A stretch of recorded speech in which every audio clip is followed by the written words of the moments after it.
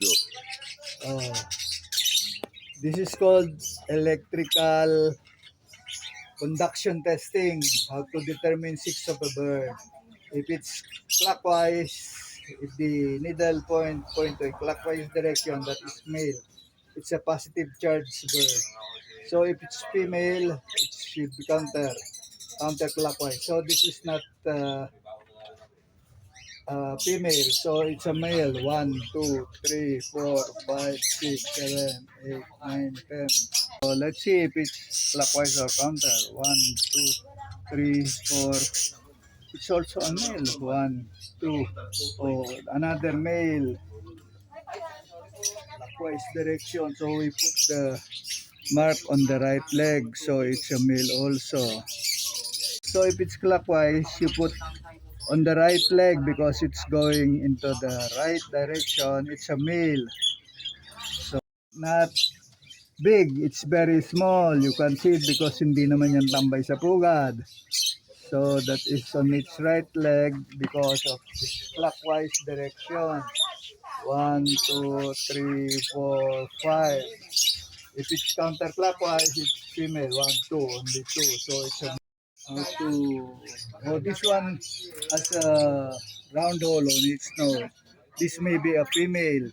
Tambay sa pugad. Bilog ang butas ang ilong. Oh, pero yung pelvic niya is may feet close to each other. So let's see if it's clockwise or counter. 1, 2, 3, 4. It's also a male. 1, 2. Oh, another male. Clockwise direction. So we put the mark on the right leg. So it's a male also. We have to look for 2 female now. Female.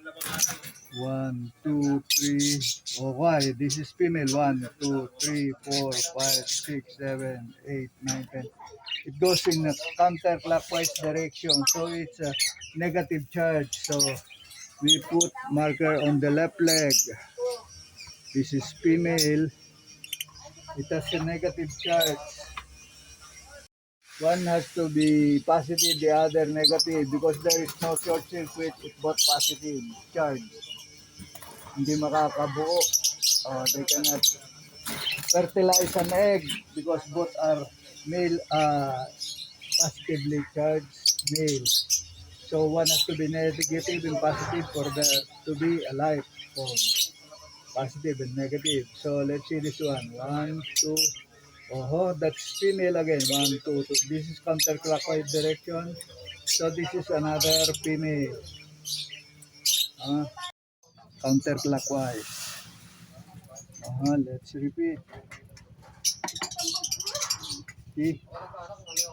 This is right direction. Positive charge. 1, 2. Only 2. So let's see the left. 1, 2, 3, 4, 5, 6, 7, 8, 9, 10. The pulse of the heart supports a negative reaction. So this is female. 2, 3, 4, 5. So if it's positive 1, 2, no, it's not positive. So it's negative 1, 2. Counterclockwise. Ayan. Baba ito.